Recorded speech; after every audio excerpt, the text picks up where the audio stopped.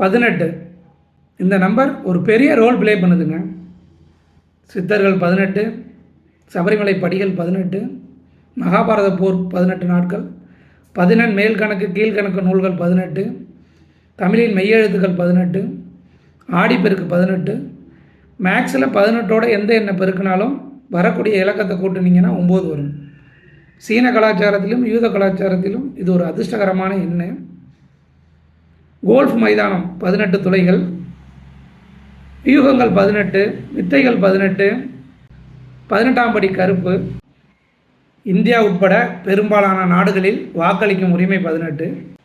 இந்திய அரசியலமைப்பின் 18வது பகுதி எமர்ஜென்சி ப்ரொவிஷன், அவசர நிலைகள் பற்றி சொல்லுது. புராணங்கள் 18, சக்தி பீடங்கள் 18, நீரின் மூலக்கூறு எடை தோராயமாக 18. இப்படி 18ங்கிறது பார்த்திங்கன்னா பொதுவாகவே ஒரு புனிதமான அதிர்ஷ்டகரமான எண்ணாக பார்க்கப்படுது. நன்றி.